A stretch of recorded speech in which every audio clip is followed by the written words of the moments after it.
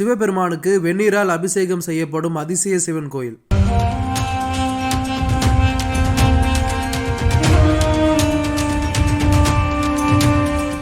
ஒரே கருவறையில் 2 மூலவர் சிவலிங்கத்தை கொண்டு உள்ள சிவன் கோயில்.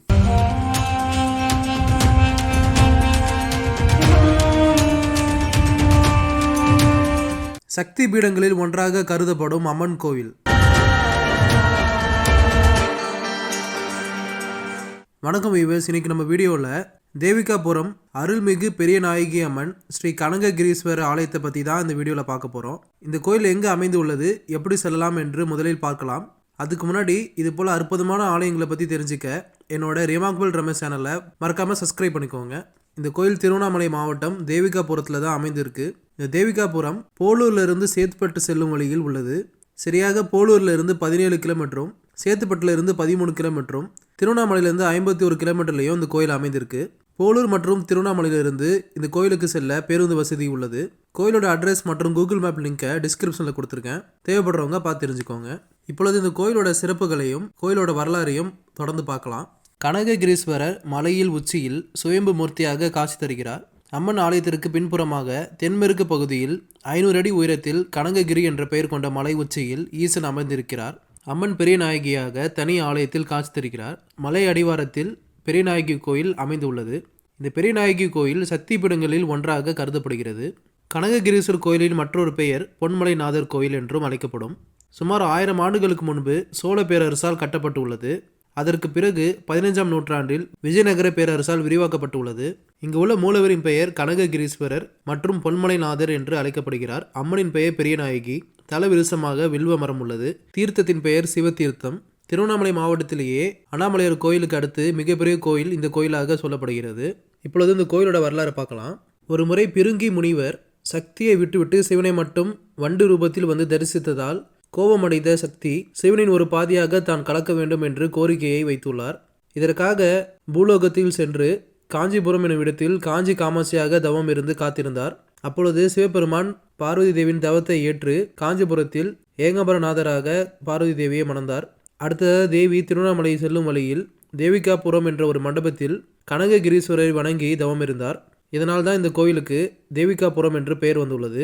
தேவியின் தவத்தை கண்டு சிவபெருமான் கனககிரீஸ்வரர் என்ற மலை உச்சியில் இருந்து இறங்கி வந்து தேவிகாபுரத்தில் தேவியை மணந்துள்ளார். இதுதான் இந்த கோயிலின் ஸ்தல வரலாறு. அக்காலத்தில் மலை உச்சியில் கிழங்கு வெட்ட ஒரு வேடன் பூமியை தோண்டும் பொழுது மண்ணில் பொதிந்திருந்த சுயம்பு சிவலிங்கத்தின் மேல் கோடாரிப்பட்டு ரத்தம் பீரிட்டுள்ளது. என்ன செய்தும் இந்த ரத்தம் நிற்கவே இல்லை. இறுதியாக வெந்நீர் ஊற்றியதும் ரத்தம் நின்று உள்ளது. அன்று முதல் சிவலிங்கத்திற்கு வெந்நீரால் மட்டுமே அபிஷேகம் செய்யப்படுகிறது. உலகத்திலே வெந்நீரால் அபிஷேகம் செய்யப்படும் ஒரே சிவன் கோயில் இந்த கோயில்தான். அன்று சிவபெருமானின் காயத்தை ஆற்றிய அந்த வெந்நீர் மற்றும் பசுனை கொண்டு அவருக்கு தினமும் அபிஷேகம் செய்யப்படுகிறது. இந்த வழக்கம் நூற்றுக்கணக்கான ஆண்டுகளாக கடைபிடிக்கப்பட்டு இன்றளவும் பழக்கத்தில் உள்ளது. இந்த வெந்நீர் பொதுமக்களுக்கு பிரசாதமாக கொடுக்கப்படுகிறது. சிவபெருமானை அபிஷேகம் செய்த நீரை அருந்தினால் நீண்ட நாட்களாக நம்மை பாடப்படுத்திய நோய் பூரண குணமடைவதாக அந்த ஊர் மக்கள் கூறுகின்றனர். அதனாலேயே இந்த கோயிலில் எப்போதும் கூட்டம் நிரம்பி வருகிறது. 1800ஆம் ஆண்டு இதனை கேட்டறிந்த ஆங்கிலேயர் ஒருவர் எப்படி சாதாரண நீர் நோயை குணமாற்றும் என்று ஆராய்ச்சி செய்துள்ளார். அவர் அப்பொழுது அபிஷேகம் செய்யப்படுவதற்கு முன் உள்ள வெந்நீர் பசுனை ஆகியவற்றின் மாதிரிகளை சேகரித்து அபிஷேகம் செய்த பின்னர் கொடுக்கப்படும் பசுனை கலந்த வெந்நீரின் மாதிரிகளையும் சேகரித்து பரிசோதனை செய்துள்ளார்.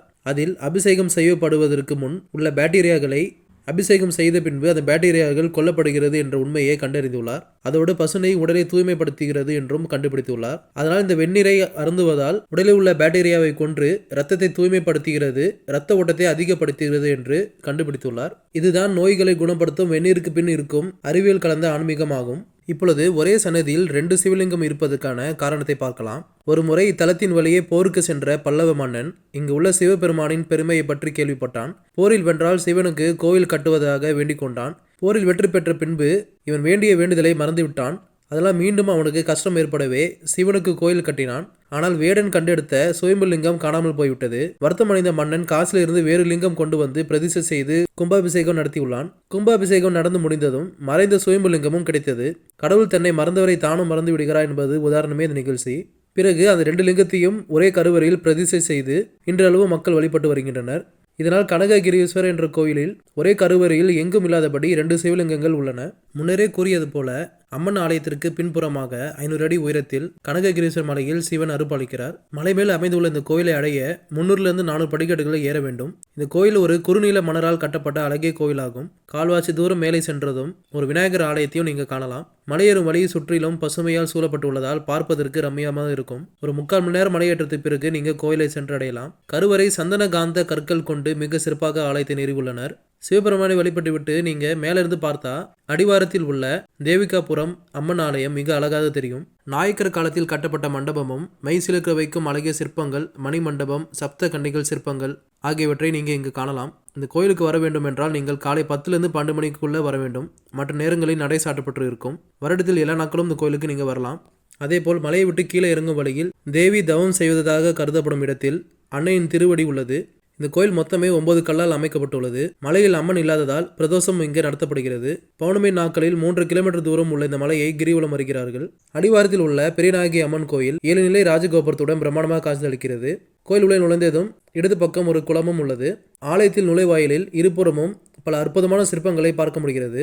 லிங்கோபத்தர், நரசிம்மர், காலபைரவர், நடனமாத, துவாரபாலகர் போன்ற அற்புதமான சிற்பங்களை காணலாம். முகாமித்தியர் படையெடுப்பால் இவற்றில் சில சிற்பங்கள் சிதைந்து காணப்படுகிறது. உள்ளே 3 பிரகாரங்கள் உள்ளது. அங்கு கருவறையில் தேவி பெரிய நாயகியாக காட்சி தருகிறார்கள். இந்த கோயிலில் உள்ள பல சிற்பங்கள் ரொம்பவே அதிசயமா இருக்கும். வேற எங்கேயுமே காண முடியாத சிற்பங்களை எல்லாம் இங்கு காண முடியும். இந்த கோயிலில் பங்குனி உத்திர திருவிழா பங்குனி மாதம் கிருத்திகையுடன் கூடிய பஞ்சமி திதியில் கொடியேற்றி அன்று முதல் 10 நாட்கள் நடைபெறும். 10வது நாள் உத்திரத்து அன்று விழா முடிவடையும்.